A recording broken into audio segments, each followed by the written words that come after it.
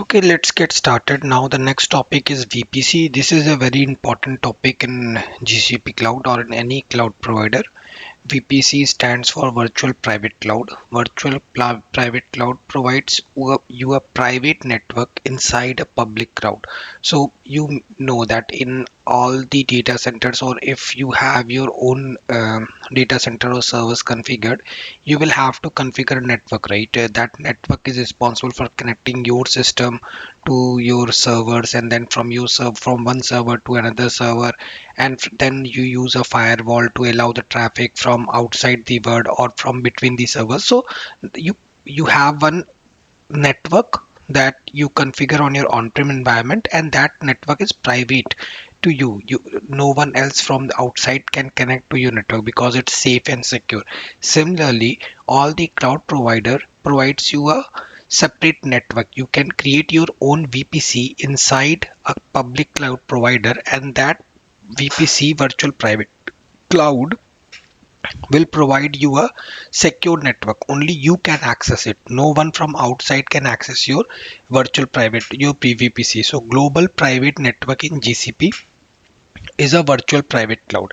It's logically isolated. So what I mean by logically isolated, no one from the outside can connect with your virtual private cloud. If you have two VPCs, suppose in one Google project you created two VPCs, then you have two networks. VPC1, which is your one network, and VPC2 is your another network. These two networks are isolated from each other. They do not have any connection from one network to another network. Inside these VPCs, you can create multiple subnets. So you have one VPC, you can create a one public subnet, you can create multiple of private subnets depending on your need, right? And these subnets, you can provide some CIDR range by IP address range, how much IPs can be used by a particular subnet. Then you have these. When we create a virtual private cloud, that virtual private cloud comes with a router and a firewall. So these are all managed services that are provided by GCP. You don't have to manage anything. These routers are responsible for connecting from one instance to another instance, or from one service to another service. You have to, from one subnet to another subnet, you have to provide a route, so that your network, your data can understand from where to where it has a route to flow, from in which direction it can flow. So these routers are already provided by the cloud provider. And the next feature that you get with when you create a VPC is firewalls. So you get one firewall on which you can create your own rules, allow and deny rules based on your requirement, that allows a particular IP address on a particular port to connect with your virtual private cloud. Support private and public communication. So if you allow a public route, if you have a public route and you allow in the firewall, you have a rule to allow a public connection to your VPC, then you can connect from the outside, but from the public IP address you can connect with your VPC. So VPC is an isolated network inside a public cloud in which you can create your own subnets. These VPCs comes with router and firewall rules. Firewalls, in router you can define the routes through which your data will flow, and firewalls you can define the rule that which IP address is allowed or blocked on which port. In order to control the traffic, you have the firewall. Some key features of VPC are global. VPC is a global network. You don't have any regional network. It is a, when you create a VPC, it's a globally available in on the GCP console. Inside that VPC, you can create a regional subnet. So subnets is a unique feature in GCP. For all the other cloud providers, VPC is a regional feature. You create a VPC inside one particular region, like in Asia South 2 or Asia South 1, or Virginia, US East 1 or US East 2. That depends on your requirement. So if you create a VPC in a GCP cloud, it's a global network. You don't have any region specified to a VPC. Then inside that VPC, when you start creating the subnets, subnet is a regional feature. So you create a subnet inside one region. So you created one VPC, VPC1, then you created one subnet in Mumbai region, and you created another subnet in Delhi region. These two subnets are inside a single VPC, so they both can connect with each other. If you have a route for connecting from subnet 1 from Delhi subnet to Mumbai subnet, you can connect with it. Then auto and custom mode in VPC. So when you create a project, one default VPC get created for you, and these are private. They have private Google access. In order to connect from one VPC to another VPC, there is a feature called VPC peering. You can pair one VPC 1 with VPC 2 in order to have the connectivity. So I told you that VPCs are isolated network, right? So if you create VPC 1 and VPC 2, these two VPCs are isolated network and they cannot connect with each other. They don't have any path to communicate with each other. In order to create a path, we can create VPC peering. So VPC peering will allow a connectivity between one VPC and other VPC. Then there is another concept of shared VPC in GCP.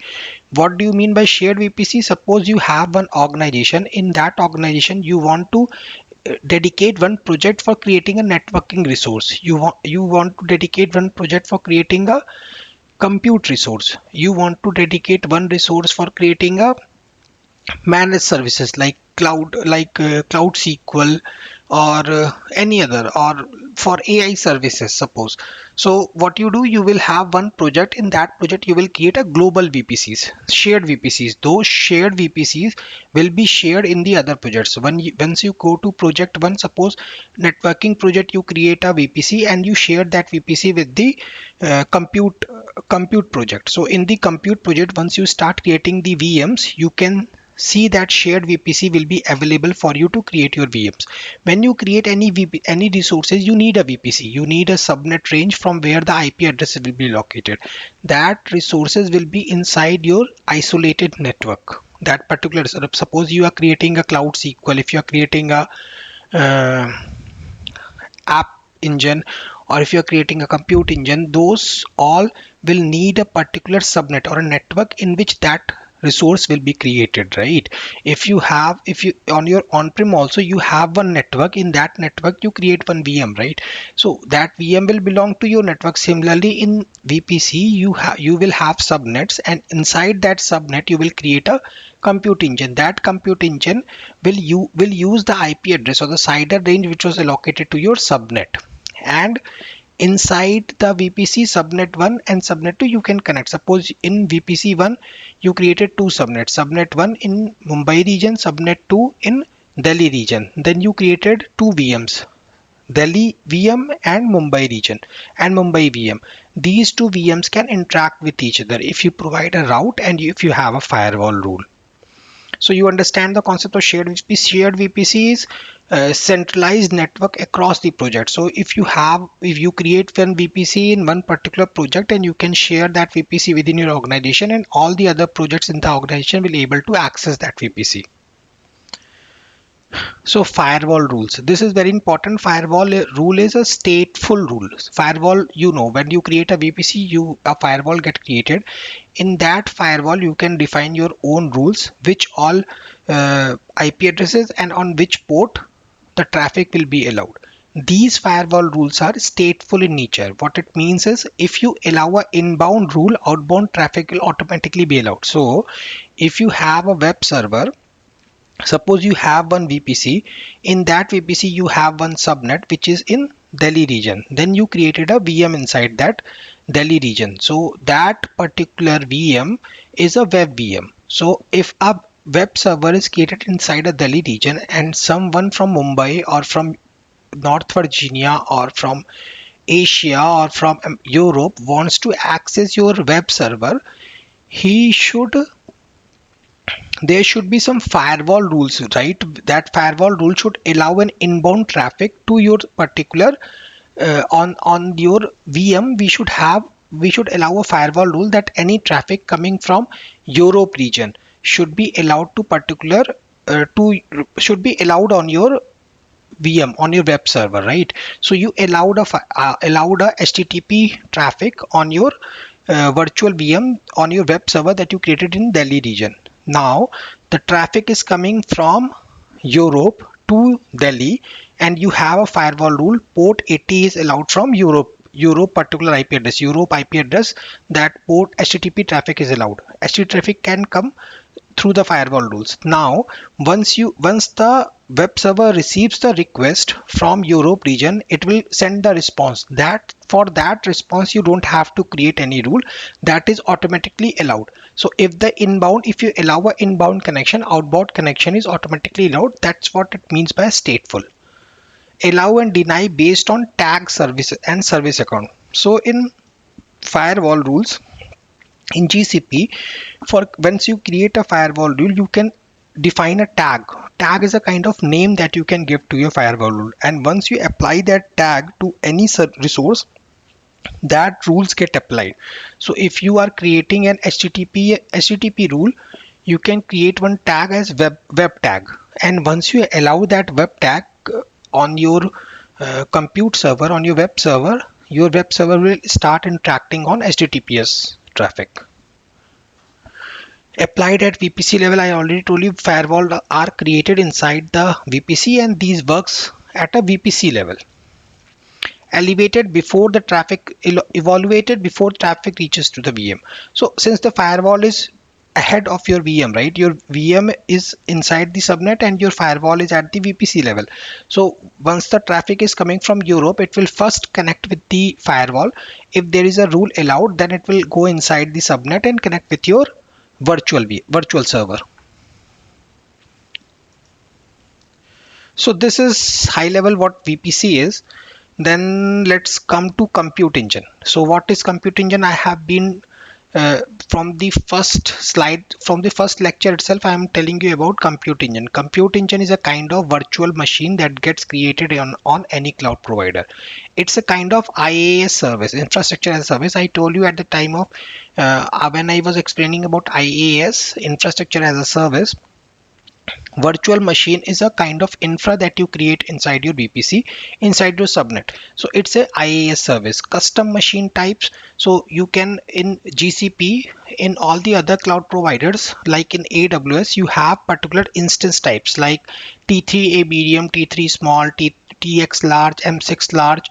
So that kind of instance type we have. Similarly, in GCP also we have a instance type like E2 instance type, N2 instance type, N1 instance type, T4 instance, no, N1 instance type, E2 instance type, E2 spot instance type. These are different instance type that we have in GCP. There is another instance type in GCP. So E2 instance type, E2 standard 2.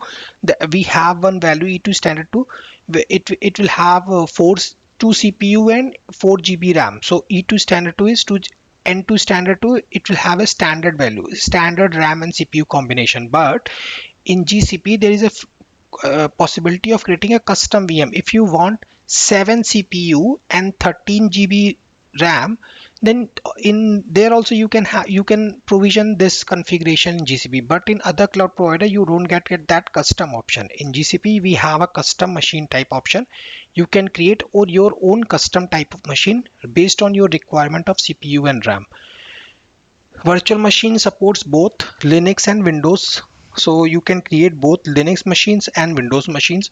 There is also a marketplace in GCP. You can go to the marketplace and purchase. Suppose if you want a particular operating system or particular machine type that is provided by a third party, you can go and purchase that particular image from the marketplace and then use that image to deploy your own machine. For example, if you want to create a 40 analyzer or 40 manager VM, these are 40 analyzer is a kind of firewall servers that has its own operating system. You can go to the GCP marketplace, search for 40 manager, and you can see the 40 manager OS, select that OS and then use that OS for creating a virtual machine. Virtual machines are compute engine are per second bill. Minimum 1 minute will be built, and it will be built on second basis, not hour basis. It will be built on second basis. Then sustainable, there are a couple of discounts that GCP provide. So suppose if you created a virtual machine and you are running that virtual machine for a month, then GCP will automatically provide you a 25% discount. Then there are other discounts are also there, like if you know that you are going to use this machine for an year or for 2 year or for 3 year, then you can use a committed discount. In committed discount for 1 year, they will provide some discount to you. If you are using this machine for 1 year, in place of 100 rupees, give me only 70 rupees. That kind of discount that GCP and all the cloud provider provide. So if you know your usage beforehand, you can go and purchase a dedicated or a committed instance, that reserved instances, and that for reserved instances you have to pay beforehand. Before creating the instance, you have to pay to GCP, and then you can use that instance for 1 hour, for 1 year, or for 3 year. Two kind of commitments are there: 1 year and 3 year commitments are there. Virtual machine VM types: standard, high memory, high CPU. Custom machine types: spot and printable instance type. So standard, high memory, high CPU. So there are different machine types that we have in GCP. As I was saying, standard instance type, then high mem instance type, that you can use. It depends on the, we have a web page from GCP that on which it explains about all the instance type that are getting provided.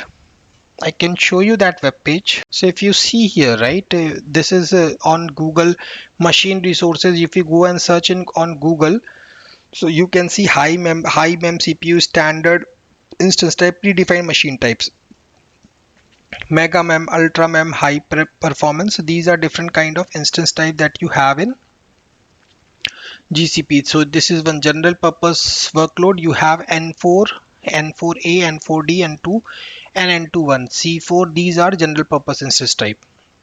Then you have optimized workload: storage optimized, compute optimized, memory optimized, and accelerated optimized. These are different kind of instance type. If you have, that depends on the type of workload that you're going to configure. So for storage optimized, if you highly block storage to compute ratio or storage intensive workload. So if you have an application which is storage intensive, you can go with storage optimized. If you have a application which is compute optimized, you can which is which uses high amount of compute, then you can probably go with compute optimized. Similarly, if you have a database server which are high memory intensive workload, then you can go with memory optimized instances. Similarly, if you have a GPU instance type, if your application is using any AI model like LLM model, you can go with accelerated optimized instance type. Similarly, for these instance type, how much CPU, how much RAM it will configure, that configuration is also provided. So how much memory C4 will used, how much GPU, what is the different combination that you will get, what all functionalities that you can get, you can go over on the link. And suppose if you want to see what's the different combination that we have in C4, click on C4 and you can see the different C4 standard to C4 high memory, high mem, high standard, and high mem. So C4 standard 24, this will have 24 CPU and 90 GB RAM. So C4 standard 192. Similarly, based on your requirement, you can how much bandwidth this instance is allowed, how much bandwidth on this instance is allowed. So you can check what all instance type that you have and what's the cost. Also you can check it from the cost calculator or from the pricing calculator. Also you can check what N4 instance type, what is the different cost, different instance type which are available, N4D2, N4D4. So this is GCP provides a complete detail. Now if we go to the spot instance custom machine type, I have already told you GCP provides you an option to select your own CPU and memory that you're going to use for your VM. This option is only available in GCP. For AWS, we don't have this option of custom machine type. Then spot and printable VMs. So in GCP, we have this spot and printable VMs. What are the spot and printable VMs? Spot VMs are, if you have, suppose if you want, once you create a virtual machine, right, you can use that virtual machine till you want, and once you don't want it, you can go ahead and delete it. But you will be cost till the time you have used that machine. But these have a standard price. But suppose if you have a job, if you have an application that needs a VM for 1 hour or 2 hours, right? You want to run a batch job for 1 hour, and you want to use that VM for particular 1 hour. So why to create a dedicated instance? You can create a spot instance. You can go ahead and provision a spot instance. That spot instance, only problem with the spot instance is GCP can terminate your instance by itself. There is no specific time bound. If there is a space crunch on GCP side, then it can go ahead and terminate your instance and use that specs for other machines. But that depends on kind of application that you have. If your application is okay, that it goes down and it comes up once if the VM is down, if VMs get deleted, then there is no impact on your application. You can create another spot instance and start running your application from there. So you can most probably go with spot instance. There is a difference between spot and primitive instance. Spot and primitive instance is available for 24 hours. Spot instance can be deleted anytime. There is no maximum minimum time bound for a spot instance. By costing, they both are exactly same. With a spot instance, you get some more features. While primitive are there are less features than spot instances. Now scaling in GCP. Scaling is a very, for system design, scaling is a very important topic. There are two kinds of scaling that we have. One is horizontal scaling and another one is vertical scaling.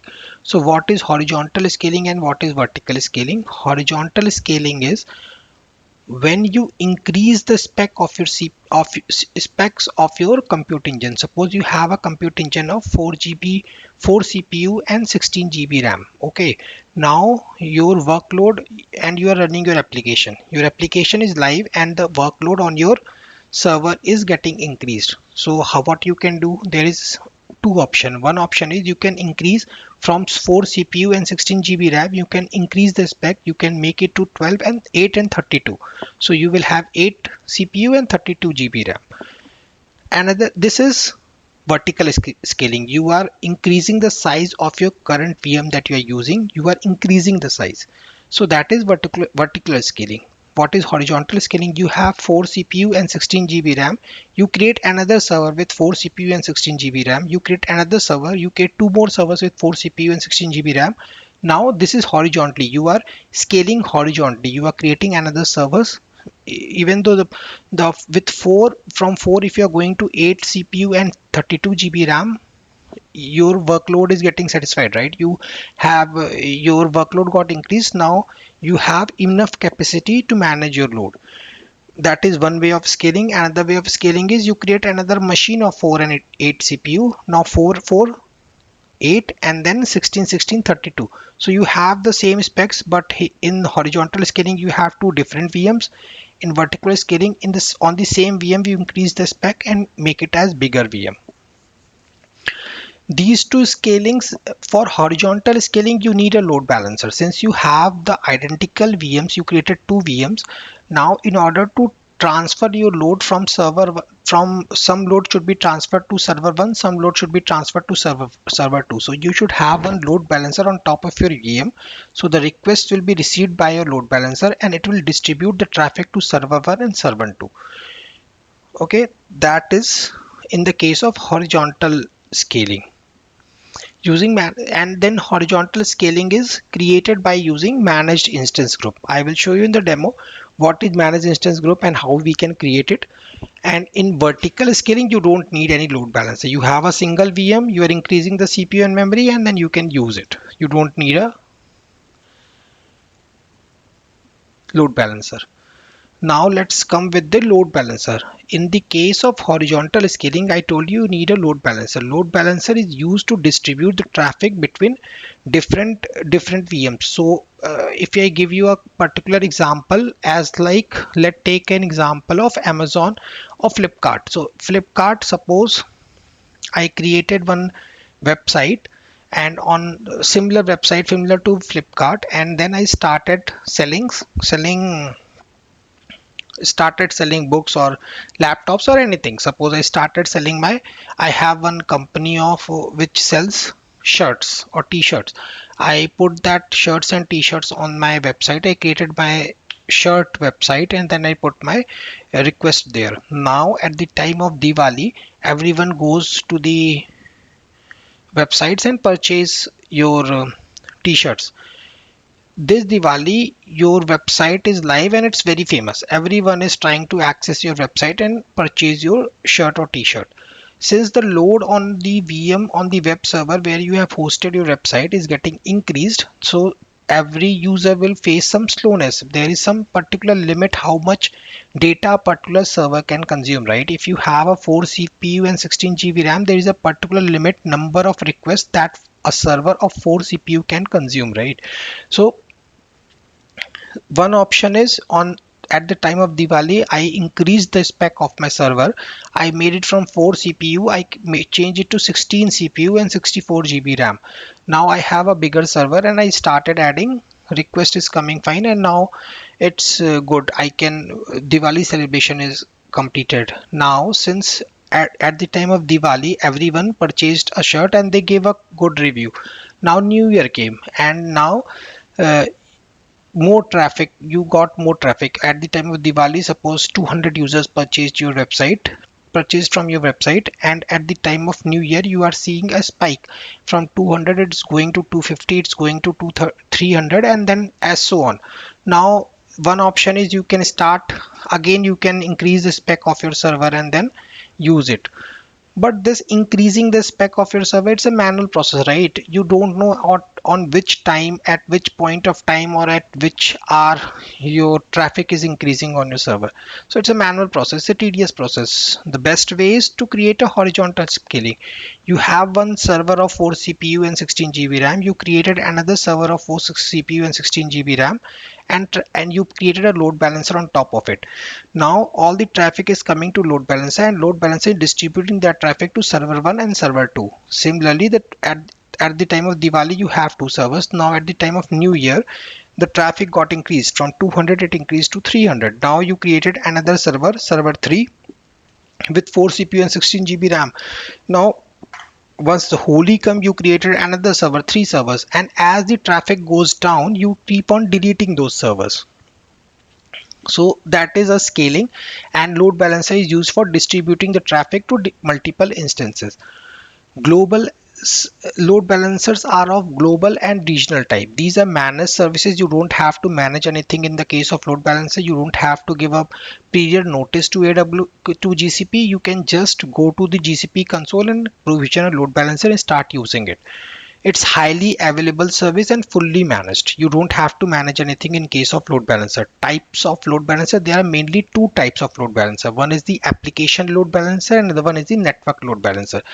These two kinds of load balancer mainly differs on which layer or what kind of application you are using. So once you are using web server, it's an application layer interaction, right? Web is there at the application. In the TCP OCI model you have application layer at the very top. The layer 7 is the application layer. So application, once the traffic is application layer mainly listens on HTTP and HTTPS traffic. That is very important, port 80 or 443.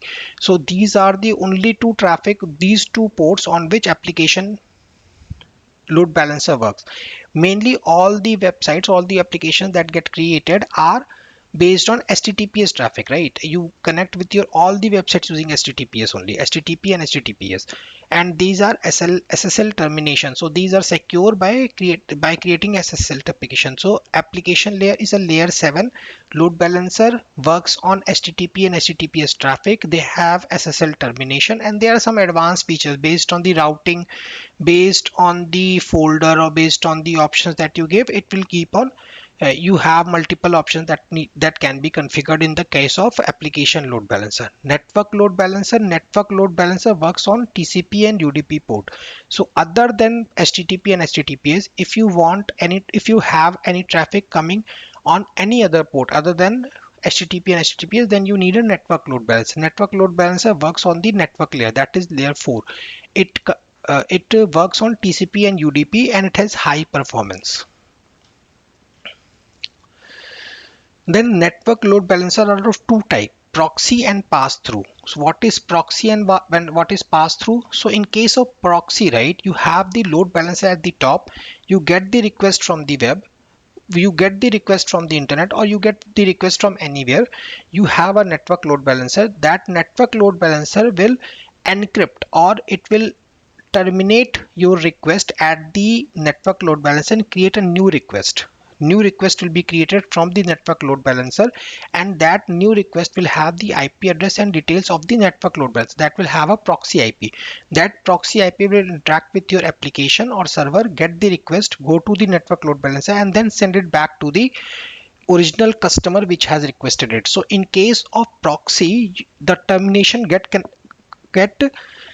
the connection get terminated on the network load balancer itself, and a new connection get initiated from the network load balancer to the customer, and then receives the request from the customer, from the end user to the network load balancer, and vice versa. So in case of proxy, there is a termination of connection and advanced routing is there. What is pass through? Pass through, there is no changes. You get the request from outside, you and the same request with the IP address and port is transferred to the original server, web server, and you get the request back from the, you get the handshaking request back from the server, and then you send it back to the customer. So in case of pass through, it passes through, it allows you to pass through. You can remember it similar in the same way that proxy, it creates a proxy on your current IP address which is coming and sends a new IP address. It terminates the original request. In case of pass through, it allows the direct traffic from the customer to the end user. Preserved client IP address. So client IP address in case of pass through is preserved. It does not get changed. Cloud CDN. Cloud CDN is also another topic in which, suppose you have a web server located in Mumbai region. Now in your web server, your shirt company for which you created a website, shirt.com, that shirt.com is very famous. Everyone in the world is trying to purchase your shirt. You have a very formal shirts which are getting very famous. It has very good quality. Everyone is trying to purchase it from your website. The problem is, if someone in Delhi tries to purchase it from your website, since you have a server data center in Delhi, you created your server in Delhi itself. Now someone in Delhi, if they want to access your website, the request is very fast, because in Delhi only they are trying to connect from their home to your data center which is located in Delhi itself.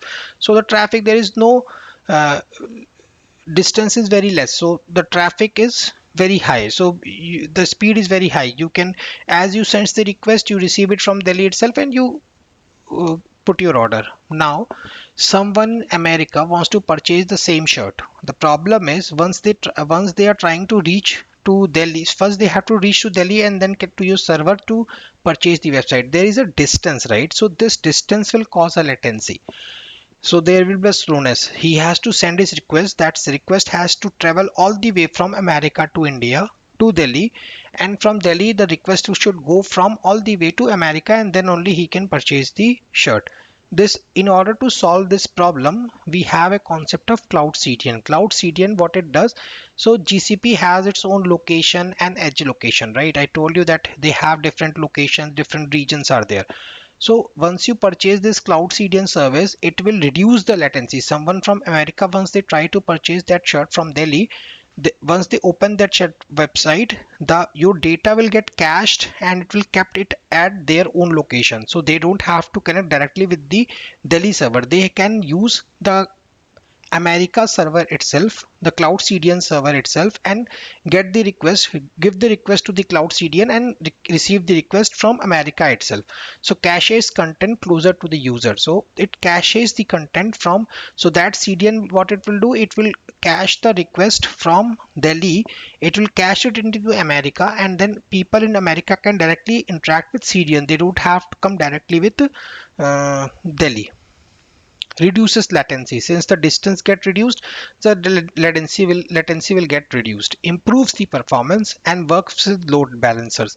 So this comes with the load balancer and it improves the performance. It will improve the performance, right? If someone from America is trying to access your website in Delhi in 20 minutes, and once we have configured the CDN, they don't have to reach Delhi. Now they can connect directly with cloud CDN in America. So distance get reduced, latency gets reduced, performance get increased.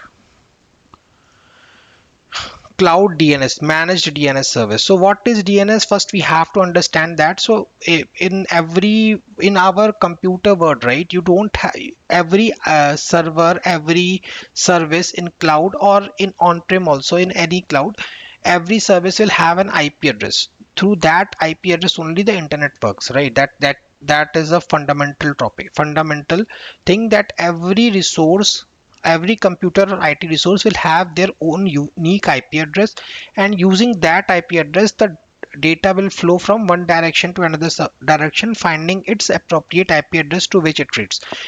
In order to remember this IP address, it's a very tedious job, like 10.15.16.44. How to remember this IP address?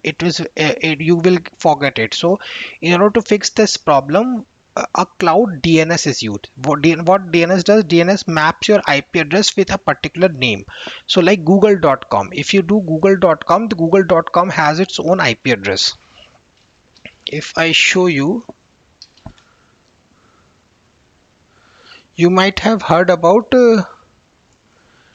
NS lookup. So if we do NS lookup google.com, see, google.com has this IP address 172.217.27 and 64. This is coming from a local, it's not a actual IP address of Google, and this is the IPv6 IP address. So Google has this particular IP address. This particular IP address is mapped to google.com, www.google.com. Behind that we have an IP address which is this. So this name which we are giving to google.com is, it's called DNS. So what is a DNS?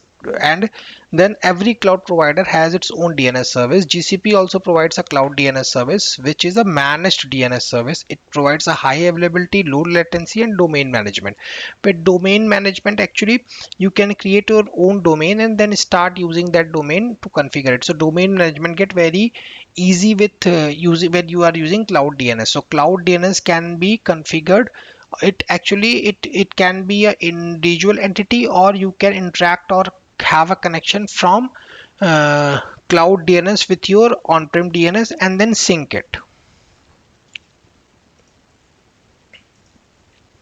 That is about cloud DNS. Now the next topic is connectivity between the Google clouds. So if you created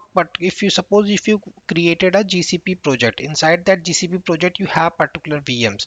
That VMs has IP address, a public IP address, and from your local you are able to connect with the VPN using the IAP tunnel. Now what you want to connect from your on-prem VM. You have some VMs on the on-prem. Those on-prem VMs should also able to connect with your GCP cloud. How you can do that? GCP, in GCP you created a VPC. That VPC is a private network, so from outside you cannot directly connect to the VPC network. What you will do, you can have multiple options to make the connectivity from on-prem to GCP. One is the VPN connection. You can create a VPN from your on-prem network to your GCP network. These VPNs use BGP route, and it has its own route table. So using this route and BGP protocol, this can connect using VPN. You can connect from on-prem to GCP cloud.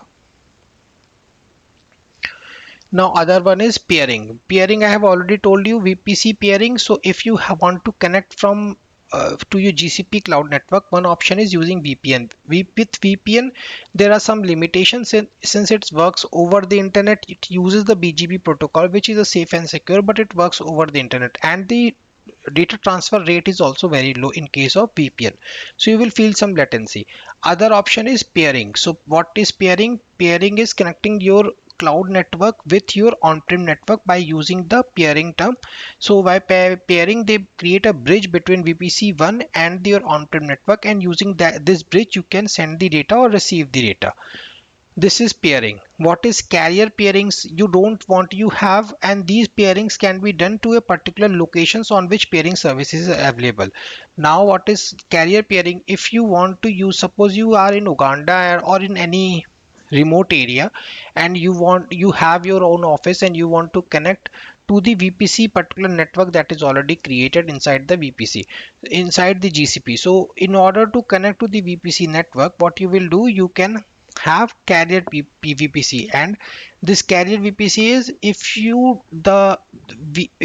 VPN or peering is only possible if these services are available. You are not here to this regions, you are any elsewhere, so you have another option of connecting with the uh, dedicated third party vendors which provide you a particular carrier, and you can connect from your own server to third party network, and from that third party network you will connect to GCP network. This is what carrier peering is. Dedicated interconnect, you will have a physical wires or physical network that is set from your on-prem network with GCP cloud network. This is a dedicated network. This is a dedicated network and it has high speed also. Partner interconnect, if you don't have, you have an office in outer remote area and there is no facility for dedicated interconnect. There are some specific regions in which, or specific places where dedicated interconnect is available.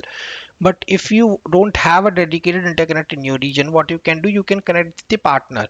You can use partners to create a physical network from your data center to the cloud data center. And this cross cloud interconnect, if you are connecting your GCP with any other cloud, there is another feature of cross cloud interconnect, and this is very good feature if you are connecting between the clouds. Connection between the clouds can be managed by cross cloud interconnect.